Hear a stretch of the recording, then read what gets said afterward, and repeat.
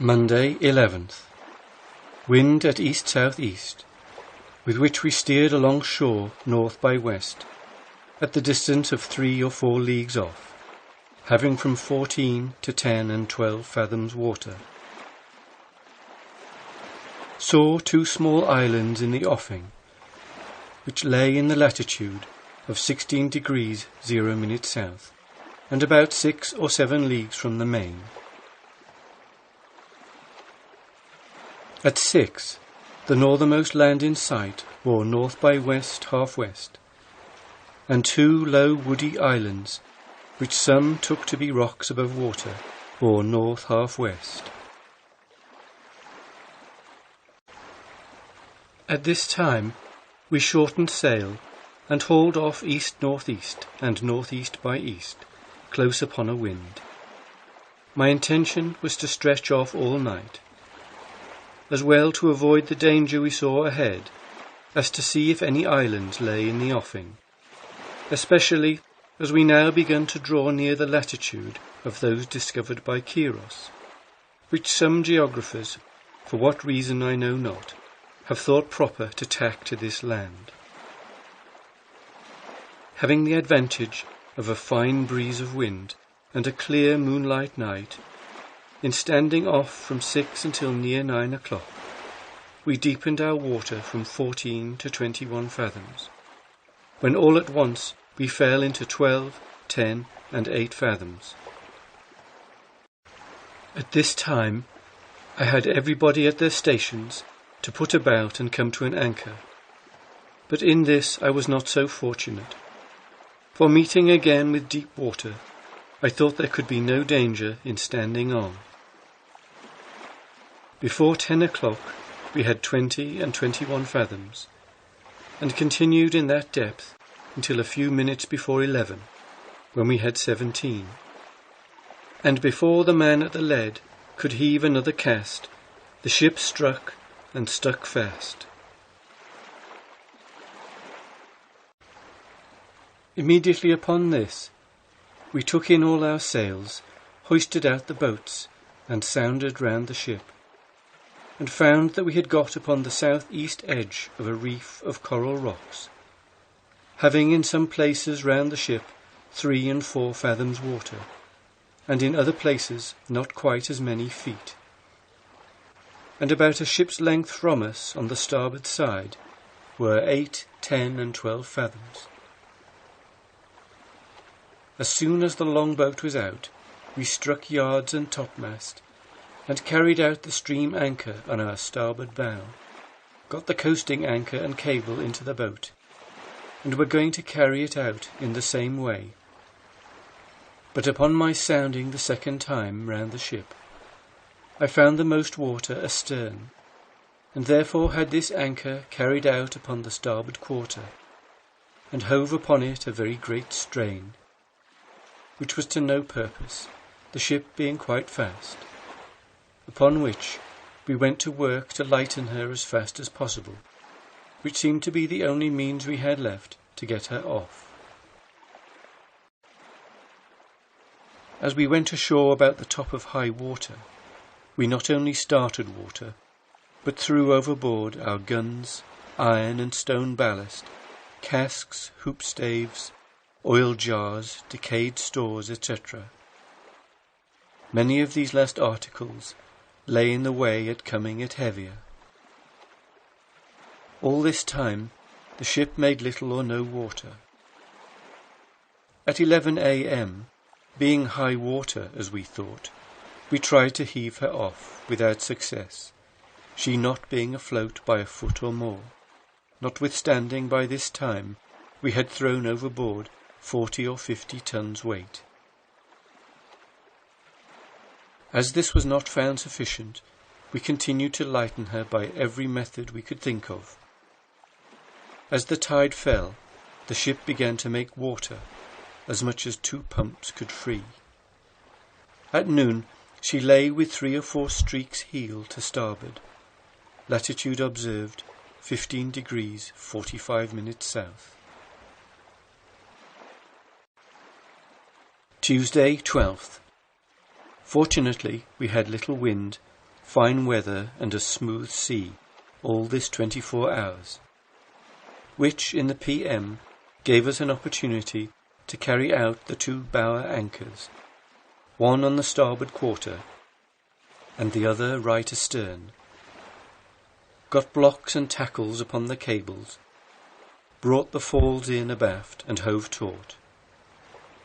By this time it was 5 o'clock PM. The tide, we observed, now begun to rise, and the leak increased upon us, which obliged us to set the 3rd pump to work, as we should have done the 4th also, but could not make it work. At 9 the ship righted, and the leak gained upon the pumps considerably. This was an alarming and I may say terrible circumstance, and threatened immediate destruction to us. However, I resolved to risk all and heave her off, in case it was practical, and accordingly turned as many hands to the capstan and windlass as could be spared from the pumps. And about 20 minutes past 10 o'clock, the ship floated, and we hove her into deep water, having at this time 3 feet 9 inches water in the hold. This done, I sent the longboat to take up the stream anchor, got the anchor but lost the cable among the rocks. After this, turned all hands to the pumps, the leak increasing upon us. A mistake soon after happened, which for the first time caused fear to approach upon every man in the ship. The man that attended the well took the depth of water above the ceiling. He, being relieved by another, who did not know in what manner the former had sounded, took the depth of water from the outside plank, the difference being 16 or 18 inches, and made it appear that the leak had gained this upon the pumps in a short time. This mistake was no sooner cleared up than it acted upon every man like a charm. They redoubled their vigour, insomuch that before 8 o'clock in the morning they gained considerably upon the leak. We now hove up the best bower, but found it impossible to save the small bower, so cut it away at a whole cable. Got up the foremast and foreyard, warped the ship to the south-east, and at 11 got under sail and stood in for the land, with a light breeze at east-south-east. Some hands employed sewing oakum, wool, etc., into a lower steering sail to fother the ship. Others employed at the pumps, which still gained upon the leak. Wednesday, 13th. In the PM had light airs at east-south-east, with which we kept edging in for the land. Got up the main topmast and main yard, and having got the sail ready for fothering of the ship, we put it over the starboard forechains, where we suspected the ship had suffered most, and soon after the leak decreased, so as to be kept clear with 1 pump with ease. This fortunate circumstance gave new life to everyone on board. It is much easier to conceive than to describe the satisfaction felt by everybody on this occasion. But a few minutes before, our utmost wishes were to get hold of some place upon the main or an island to run the ship ashore, where out of her materials we might build a vessel to carry us to the East Indies. No sooner were we made sensible that the outward application to the ship's bottom had taken effect, than the field of every man's hopes enlarged, so that we thought of nothing but ranging along shore in search of a harbour, when we could repair the damages we had sustained.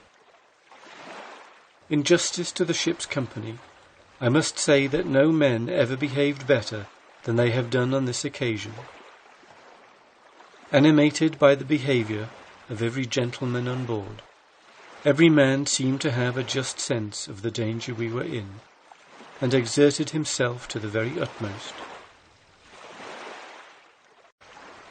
The ledge of rocks or shoal we have been upon lies in the latitude of 15 degrees 45 minutes, and about 6 or 7 leagues from the mainland. But this is not the only shoal that lay upon this part of the coast, especially to the northward, and one which we saw to the southward, the tail of which we passed over when we had the uneven soundings 2 hours before we struck. A part of this shoal is always above water, and looks to be white sand. Part of the one we were upon was dry at low water, and in that place consists of sand and stones, but everywhere else coral rocks. At 6, we anchored in 17 fathoms, about 5 or 6 leagues from the land, and 1 from the shoal. At this time, the ship made about 15 inches water per hour. At 6 a.m, weighed and stood to the northwest, edging in for the land, having a gentle breeze at south-southeast. At 9, we passed close without 2 small, low islands, laying in the latitude of 15 degrees 41 minutes, and about 4 leagues from the main. I have named them Hope Islands, because we were always in hopes of being able to reach these islands. At noon, we were about 3 leagues from the land, and in the latitude of 15 degrees 37 minutes south. The northernmost part of the main in sight bore north 30 degrees west, and the above islands extending from south 30 degrees east to south 40 degrees east. In this situation had 12 fathoms water and several sandbanks without us. The leak now decreaseth, but for fear it should break out again, we got the sail ready filled for fothering. The manner this is done is thus. We mix oakum and wool together, but oakum alone would do, and chop it up small, and then stick it loosely by handfuls all over the sail, and throw over it sheep dung or other filth. Horse dung for this purpose is the best. The sail, thus prepared, is hauled under the ship's bottom by ropes, and if the place of the leak is uncertain, it must be hauled from one part of her bottom to another, until one finds the place where it takes effect. While the sail is under the ship, the oakum, etc. is washed off, and part of it carried along with the water into the leak, and in part stops up the hole. Mr. Monkhouse, one of my midshipmen, was once in a modern merchant ship which sprung a leak, and made 48 inches water per hour, but by this means was brought home from Virginia to London with only her proper crew. To him I gave the direction of this, who executed it very much to my satisfaction.